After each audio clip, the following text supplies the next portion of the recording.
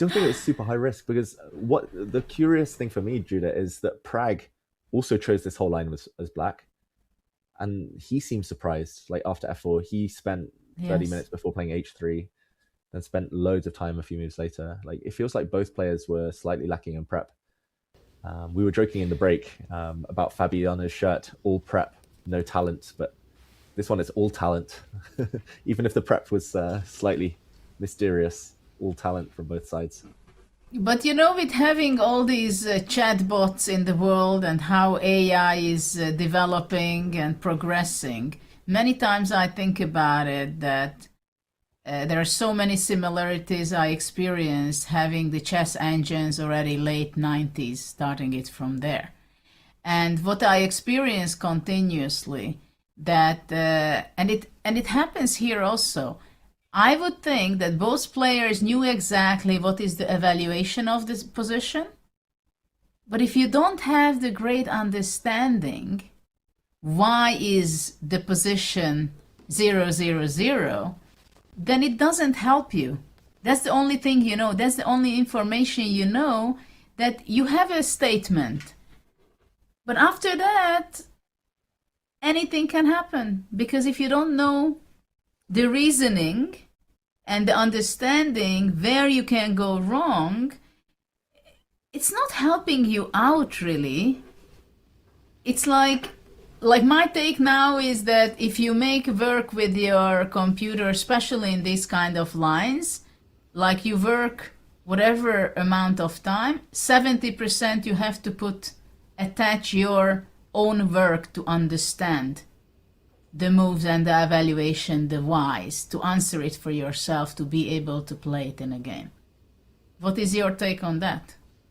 Yeah, 100% agree. And I mean, that's why I try to avoid these types of lines because I know how much hard work needs to go into it, how much they need to study, understand where the pieces belong, where you're in danger, where you're completely safe, all of these things.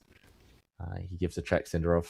I agree. Computers have made it harder. Sometimes it's better to know less because if you know an evaluation, but at the board you're like, wait, why is this equal? Why is this like position actually quite good for me? It can get frustrating, and then you get in your own head. And I've noticed like there is a trend in the last year or two, Judith. Like the more that people are relying on computer prep, the more we see these big, long 30-minute, 40-minute, 50-minute things just after the opening. I've been there myself. I've been guilty of it because they're like, wait, the prep has dried up. I knew everything, but wait, why didn't I just click a little bit further? Why didn't I look further? Or wait, why is this equal? And instead of just being in the position, being spontaneous, it's such a kind of psychological meta game as well. And yeah, I know so many people, top GMs, who blame themselves for not working harder when actually they've worked extremely hard. It's just occasionally one move and they're caught off guard. But I think this is exactly what's happening using the chat box. Like many people are using it to write an email, to write an essay, to write a proposal, whatever, right? But it can happen with you so easily that if they are going to be asking questions regarding to that material, what you made, you will not be able to answer the questions because you don't have the understanding, the ins and outs and the weaknesses and the possibilities of those. So it's very tricky. After queen g4, by the way, king h8. What is white doing? Because after e6, I see a rook e8 kind of move. Is it destroying white's advantage?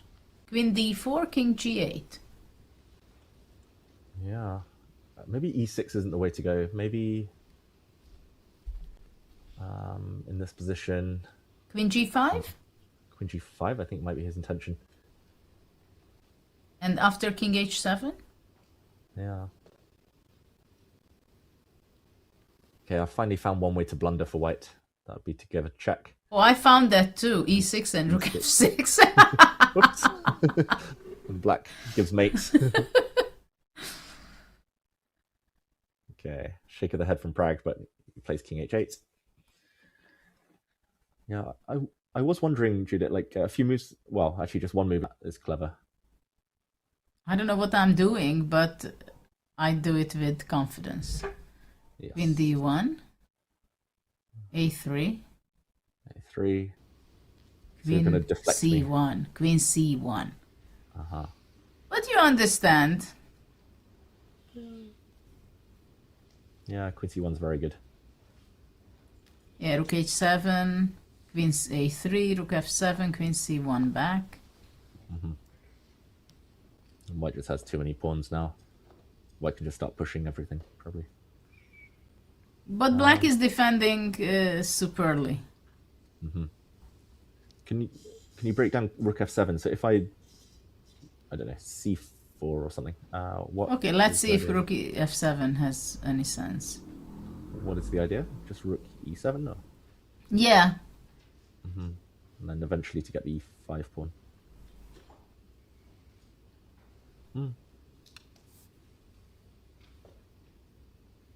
Makes sense. And that after E6 I can go Rook E7, Queen D4, King H7 already, so there is no Queen D7 check. Yeah. I don't know why is it still winning. I just don't get it. Maybe black's just never able to move the rook off H6 because... Well, H3 maybe you will want to drop. go Queen C5 and, yeah, taking pawns here or there. Queen A7. Or Queen A7, yeah. But yeah, already I'd feel a bit nervous about like now this H rook gets in. It's all about keeping the rook on the H file, getting it tied down to H3. Okay, so still some work to be done. Oh, yeah. Yeah, it was an optical illusion, I think. Like I kind of wrote it off because with the queen on D7, the pawn on E5, it's just automatic. You think, okay, I'm running forward, but there is this counterplay. I think Pragg did very well to put his king on H8 earlier and put his rook on F8. It's definitely the best defense, I believe. Yeah. Posing the It's not most gonna go trouble down. for white. Yeah, he'll keep fighting. Okay, this is huge. And actually, Judith, like just before the blunder from Pragg, I was looking at the Giri game, and before Giri played knight c5, I was thinking, oh wait, if Sindarov draws and Giri wins, suddenly it's 1 point between them, and suddenly like one move, Giri lost the advantage objectively, and Sindarov got a winning advantage, all in the same kind of 2-3 minutes of this round. Yes. Okay, so A4 played. You just made a move that you wanted to check my Rook F7 and then he goes A4. I've been watching him so much that we're in sync now. But I think a very strong waiting move, pawn closer to promotion, and Cindarov still with a winning advantage. John, we had some huge breaking news just in this last segment of the round. What are your thoughts now? Is Cindarov going to keep running away with the candidates? I think it's difficult to predict anything else at this point. He did let Bluebaum off the hook, though, if you remember. But I feel like there's been, what, 2, maybe 3 times, David, where we've thought we've got more or less a guaranteed result, and then we've seen fortune's turn at the 11th hour. So some of the hardest games of chess to win are the ones that are technically won on paper, so we need to see the conversion. And this isn't the most straightforward, but I do think the advantage is strong. It's hard to argue against you. Are we going to see similar action on the other boards, though? The fight continues to be tense across all of them, not just Sindarov's board, and there are plenty boards that can still go one of 3 different ways. So, folks, make sure to grab yourself a fresh tea or coffee as we head into our break. And as we go into this break, don't forget, we've got the boards, of course, in the candidates. We're also partnering with ChessUp to bring you the world's best-selling smart board. You can play rated games on a real chessboard or use the built-in learning tools to improve yourself at the game. You get the turn-on analysis to see Stockfish's evaluation of the position as you play, or you can even turn on move feedback to give live feedback on inaccuracies immediately after you play them. Oh yeah, that's going to be great for my ego. All settings are configurable to help anyone learn the game, improve, or even keep games balanced between friends. Save 10% with the code CHESS at playchessup.com or type !ChessUp in chat to grab the deal. We'll see you folks in a couple of minutes.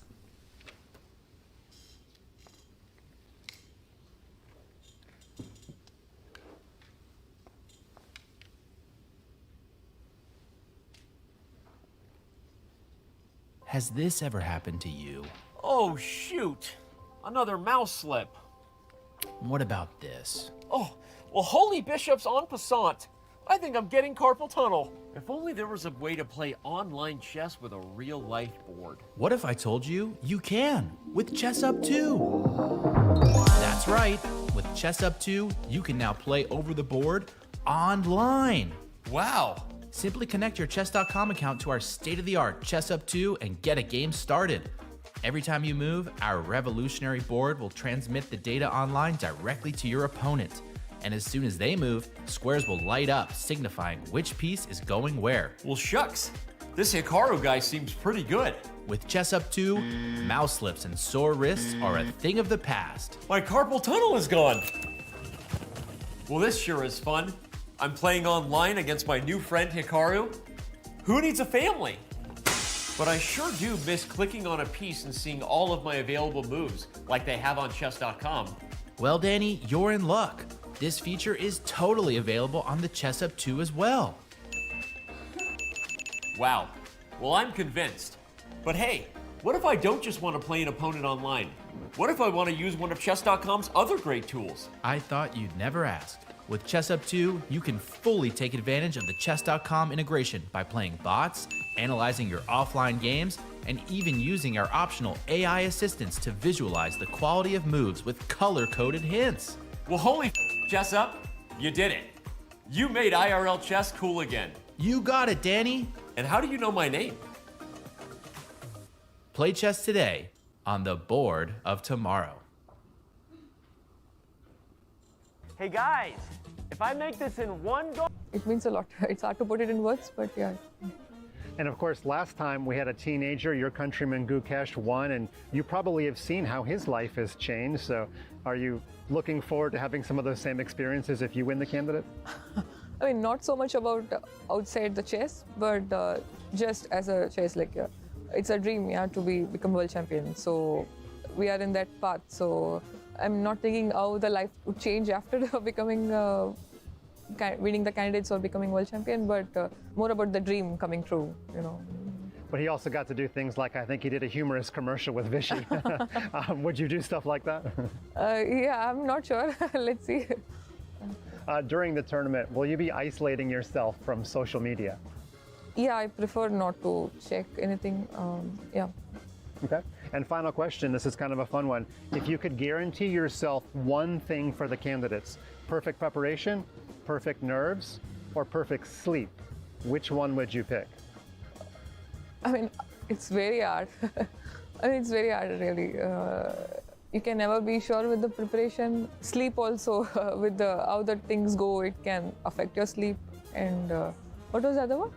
Perfect nerves, perfect Nerves, preparation. again, perfect nerves sleep. also depends on the situation, how things go. And it's hard to guarantee anything. Maybe preparation to some extent. Nerves and sleep can get out of control. Yeah. And with your mom, you're going to get perfect food. We already know that, right? Yeah, food is not a concern for me right now.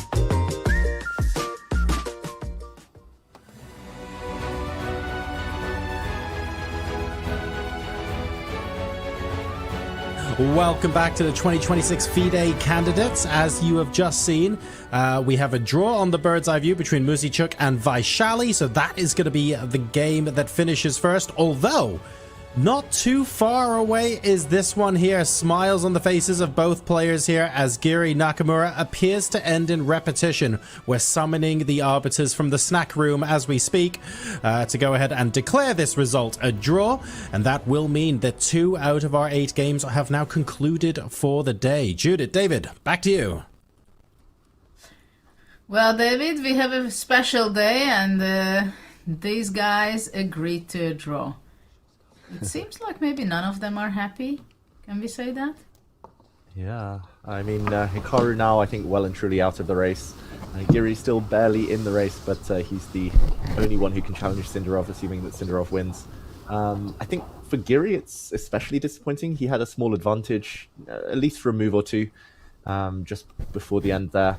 But Hikaru defended extremely well. And I must say, before the arbiter blocked our view there, the most surprising thing is that they are quite friendly, discussing the game. I thought there might be a bit more animosity. People were joking about handshakes, whether they would happen after some social media posts. But yeah, all is fair in love and chess, and it looks like they're more focused on the moves themselves here, Judith. In the end, it was quite a nice pattern that hopefully we get to show that repetition at the end. Yeah, I also see that it was an end game where it was a perpetual check, and maybe we can take a look at it. The final moves.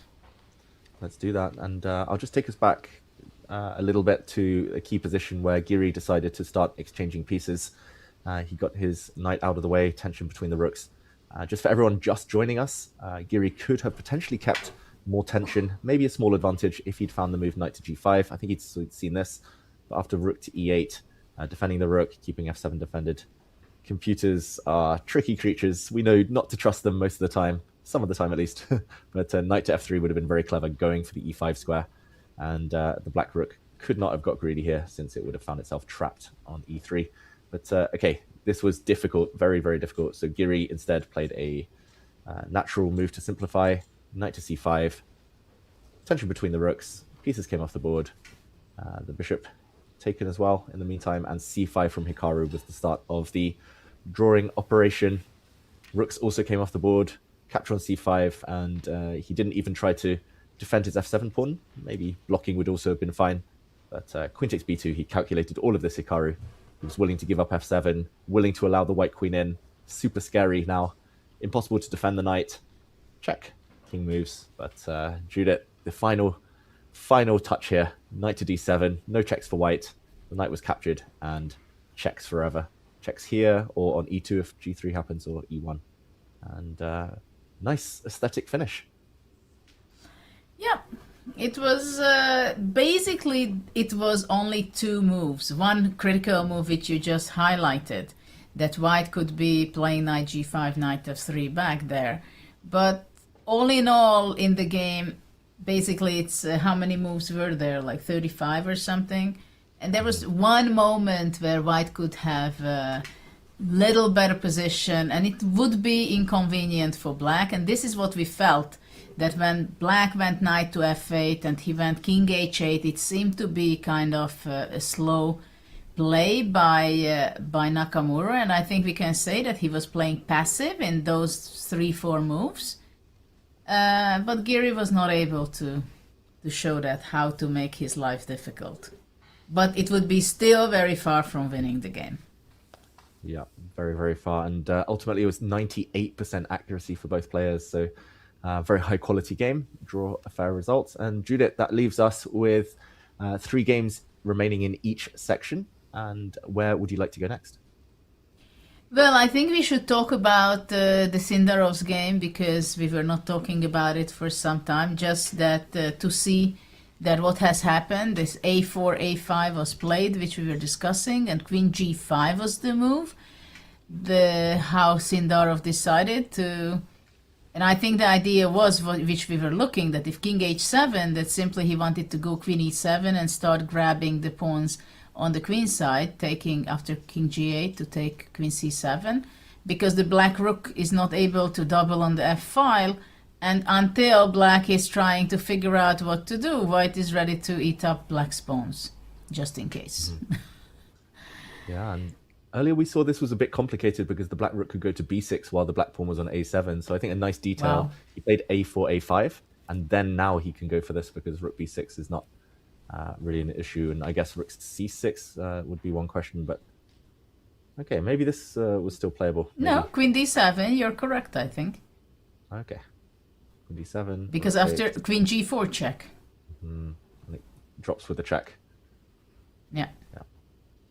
It drops with a check. Very beautiful. Thanks for highlighting this. The reason why a4, a5 was important. Queen c7 and rook b6 is not possible. Wow. Yeah, beautiful. So Pragg didn't go for that, went back with his rook to h7, but really passive now. I think it's really kind of annoying that the black rook can't swing. So Pragg will feel a E6. bit frustrated there. And e6 on the board, rook e8, Queen f6, queen f6, check. Looks isn't good. it? Yep. Or queen g6. Okay, one of these two. Well, after queen f6, black has to go rook g7. He's already But maybe fallen after victim that, to some double attacks. Yeah, just to show this would be awkward. Can't defend everything. Queen f6, rook g7, Judith. should white go queen e5? Queen e5, king g8, I guess. Get out the pin. Oh, he's doing his usual thing of reaching out and then taking his hand back. And I think now he's gonna take- queen f5. He was reaching for the a5 pawn, I think. No, he's reaching out for the black pawn on a5. Wow. Full board awareness. Is it a good move? I think he just wants to give up his e6 pawn now, and then he's... So he's reaching for it. He took it. There we go. Sindarov, he's calculated everything. I think it's concrete here, Judith. Like, he is giving up e6, but if the rook captures the e6 pawn, pawn's such a big weapon now. Oh, he went b6. Wow, Pragg keeps the b pawn alive. Okay, that makes sense. Like, at least now white won't get past a pawn for the near future. He's trying to build a fortress. Not easy. Now queen e5 or f5 probably. Maybe e5 check, gain some time. Queen e5, king g8.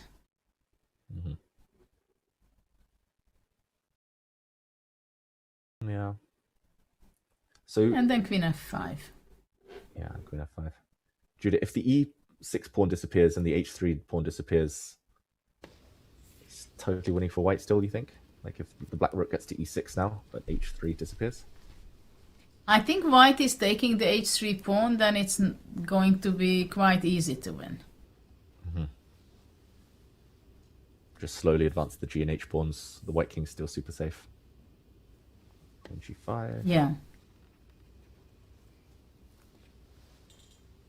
Now, he's so accurate. Like, he realizes that he's going to force the black rook off h7, and then he's probably going to pick up the h pawn in the near future. Rook g7. Now queen f5, gain a tempo against the h pawn. Pragg doesn't want to go past. Well, rook h7 would have lost to queen g6 again. Oh, he's so quick. He's so confident. He's calculated everything. Everything comes with tempo, Judith. He's just going to take it, and Okay. yeah, it looks Well, king f8. terrible. Queen h3, rook e6. And you mentioned it will be quite straightforward. The winning plan is to maybe just push the h pawn up the board for white.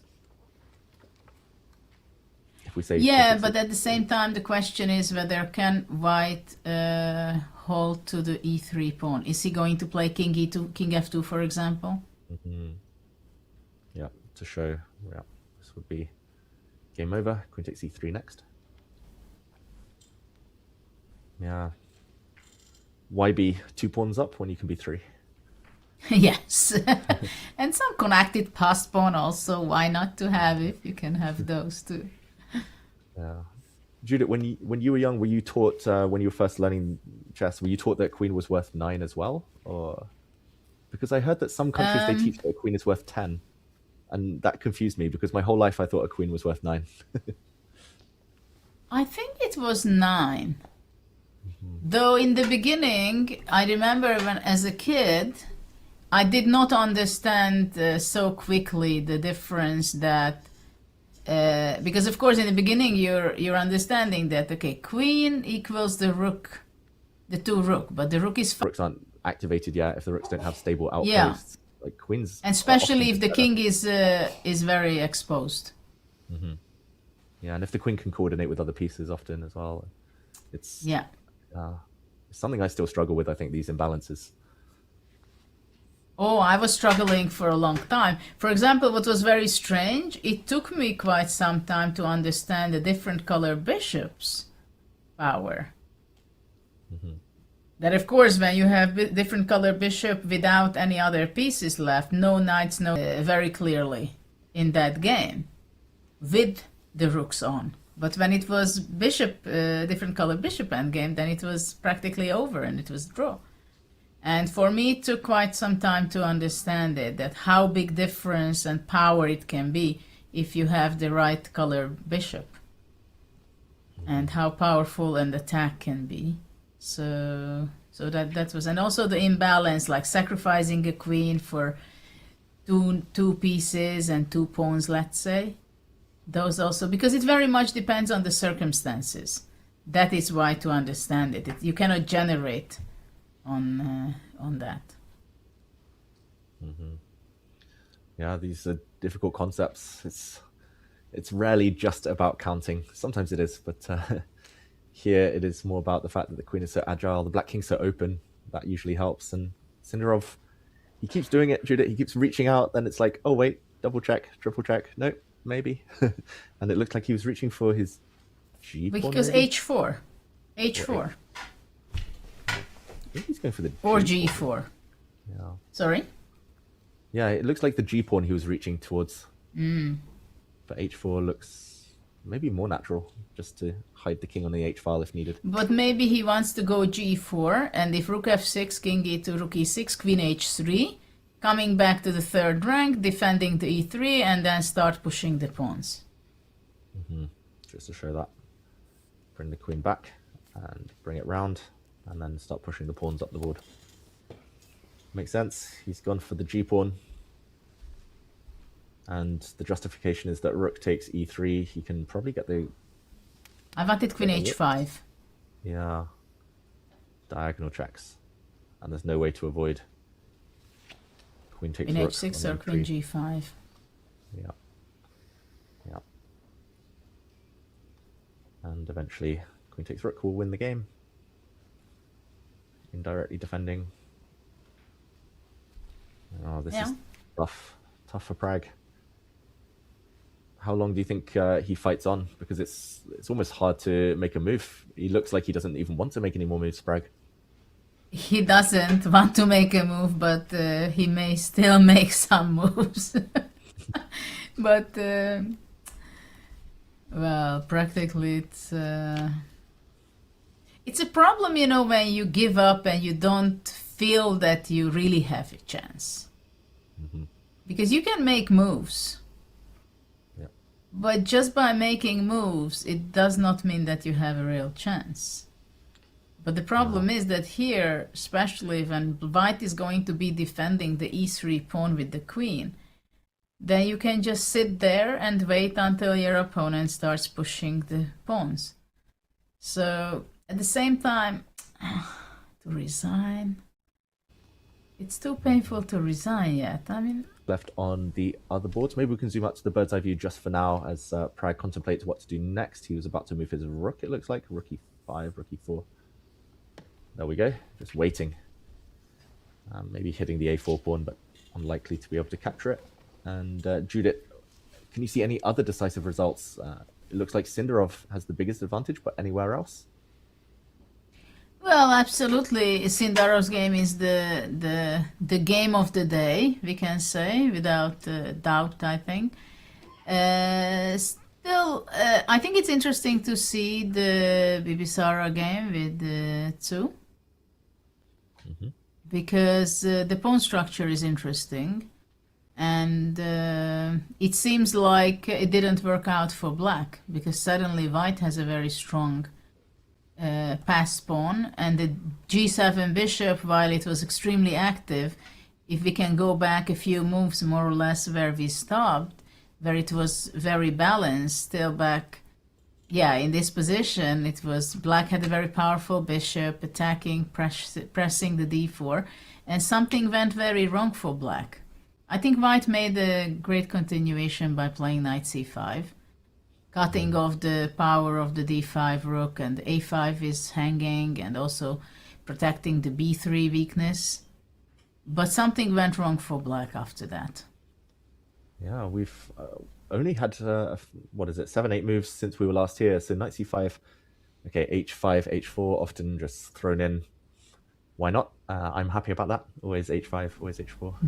Now e5. Maybe just a misjudgment from Zuzhina. Maybe she didn't need to rush, like, I don't know, rook b5, or even if she really wanted to just defend the a5 pawn, queen a8. Like, maybe she thought this was a winning attempt. I'm not sure. I like rook b5, by the way. Yeah. She didn't want to go passive, but... I would be even thinking, you know, I will not surprise you saying that, to go g5. g5.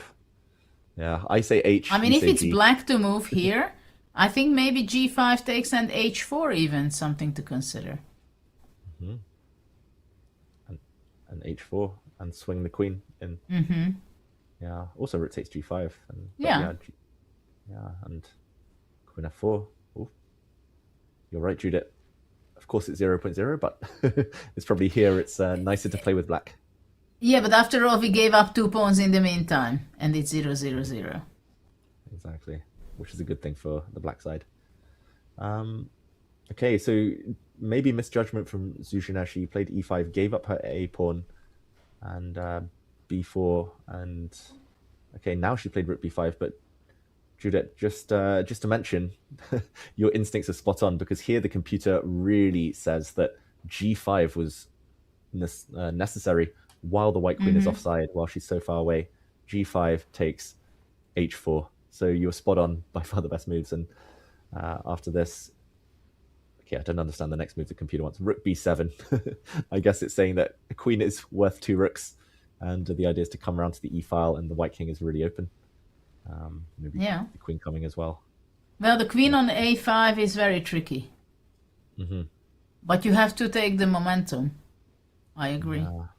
She needed to spot that this was the moment. Trend sensitivity. Of course, to find rook b7 is very difficult after sacrificing both of the pawns. Yeah, maybe she could have started with rook b7, but yeah, the white queen either way got back into the game. Rook b5, she kind of helped it get back in the game. And queen to e8, apparently a big mistake. She needed to, again, go g5.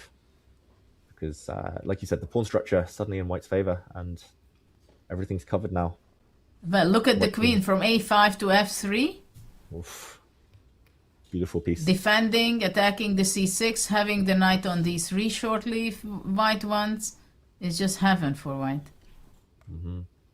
Yeah, good knight versus bad bishop. Yeah, knight and And d3 what a passed pawn. Yeah. I think Bibisara wins this. I think she gets her tournament back on track, Judith. Hard to see a turnaround.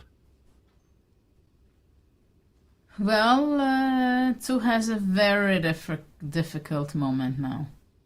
And unnecessarily, in the last few moves, she may put herself in trouble. Yeah. Yeah.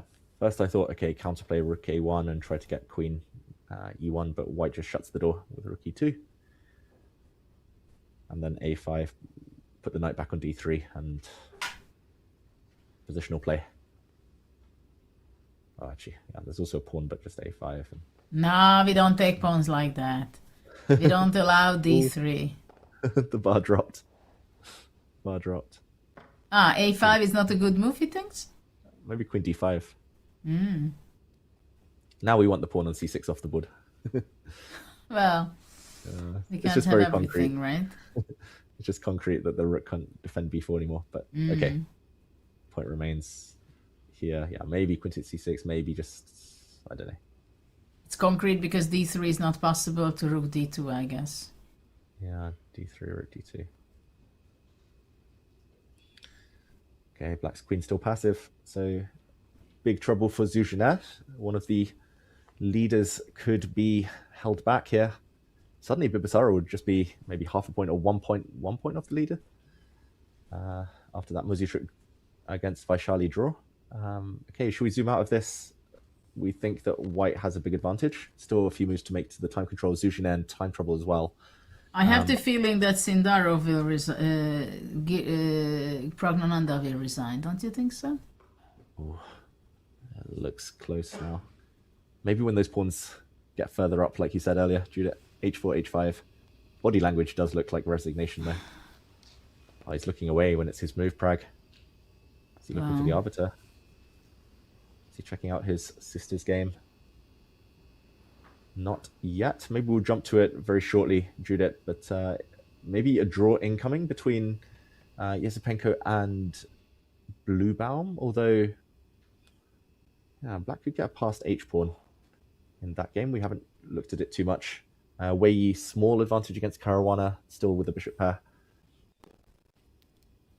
Looks like the other two women's games are in the balance. Okay, this one, just to maybe get it out of the way, Judith, I'm assuming that this is going to be a draw. I don't think we're going to see some great action and unexpected turnarounds in this game. Two incredible, stable players. Yeah. I mean, Bluebaum has been very impressive this tournament, but yet to get that elusive win. And Yesipenko, I think it's just been an event to forget. Tough start. Round one could have been so different. He could have taken down Cindarov potentially, and we would have been singing such a different tune. But body language tells it all. We predicted this one for a while. The Petrov still stands strong. It's going to be a draw. We've seen this position before. This is the second time. And if the black bishop goes back, it would be a third time. Bishop e7, bishop c7. It's an interesting how much transformation chess is going through. You remember the times when it was allowed to offer a draw and you don't have to make threefold repetition as it happened here. Yeah. Very different times. You could just make eye contact, smile, and draw. But here you have to ask the arbiter, or you have to reach move 40, which is exactly what the players did. They didn't need to check because move 40 was made when the third repetition was made. Judith, what was your philosophy on draw offers? Was it something you tried to avoid in general to fight, or was it something you used as a bit of a tool sometimes in difficult positions? It was sometimes that I was offering a draw because I wouldn't mind to make a draw, but I knew that most likely my opponent would reject it. And then it was the information, because psychologically then the opponent has a different situation. Because you offer a draw, and if the opponent has, well, I'd like to play, I don't want a draw, but once you reject the draw offer, you have somehow a different pressure. Because suddenly you think, okay, if I rejected the draw, I should show something, right? I should show that I have a better position, or I have some special idea. And you shouldn't think that way. You should just, if you refuse a draw, then you just say, okay, maybe it's a drawish, equalish position, I just want to play on. But it happened that my opponent got confused, or also it happened that somebody offered me a draw and I rejected it and I played a bad move instantly, because just the fact that I wanted to reject it and I reacted badly. So, but I remember that when I played in Madrid, I don't know which year, 95 or 96, and the organizers told me that I played some shorter draws. and they told me that under 40 you should don't make a draw. And I was just furious. And I said, come on, people want to tell me that I should control myself when I was such a big fighter? And I took it personally, to be honest. Yeah. And when it was Linares back, I don't even remember which year, and they came up with the rule that you cannot offer a draw under move 40, and they wanted to make everybody sign it. And I don't remember anymore, but for sure I was resisting for some time. And I'm not even sure I signed it. I said, no, if this is something I can't take it with my style, that people forcing me like that. That's good. And now look always... at that. It's for everyone. No draw for fight. Exactly. Sophia rules. But I like it, Judith. Standing up to authority, resisting, going for what you believe in. It's definitely a special, definitely a special skill, both fighting and when to knuckle down for a draw. But in the meantime, John, what do you make of it so far? 3 draws, but unlikely to stay that way for long.